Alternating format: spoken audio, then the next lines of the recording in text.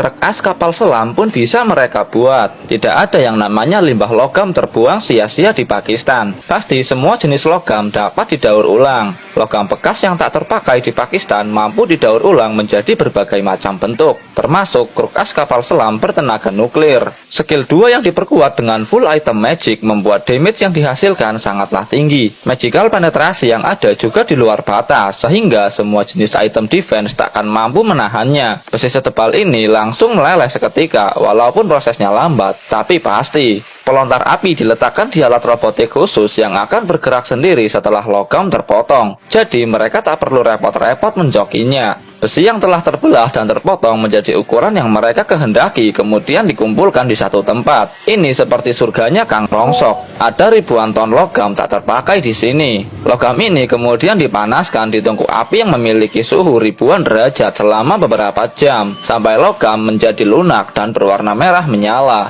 Selanjutnya logam akan ditempa dengan mesin tempa khusus. Kerjasama satu skuad diperlukan untuk mengendalikan dan mengarahkan logam. Mereka harus bekerja cepat dan tanpa kesalahan, karena jika terlalu lama maka logam akan mengeras dan diperlukan waktu yang lebih lama untuk menyelesaikannya. Koordinasi dan konsentrasi tingkat dewa diperlukan pada proses ini, proses yang tidak bisa dilakukan sembarangan, karena nantinya hasil dari proses inilah yang akan dijadikan bahan mentah untuk membuat krok as. Gambar kasar yang disertai angka-angka hasil perhitungan rumus triple Pythagoras terukir jelas di dinding kerja. Ini akan membuat mekanik Pakistan tidak akan lupa tentang ukurannya. Sekali mereka juga mengukurnya dengan penggaris. Setelah ukurannya sesuai, besi mentah kemudian dikumpulkan di satu tempat khusus agar proses pendinginan lebih cepat. Besi mentah yang sudah dingin selanjutnya dijual dan akan diolah oleh perusahaan yang berbeda. Keledai racing digunakan untuk alat angkut yang memiliki efisiensi biaya paling tinggi, agar keuntungan yang diperoleh dapat dimaksimalkan. Sebelum dibeli, pemilik perusahaan harus memastikan ukuran barang yang dipesannya sesuai seperti kebutuhan perusahaan, karena barang yang sudah dibeli tidak dapat dikembalikan. Mirip seperti sistem COD, cash or duel. Setelah deal,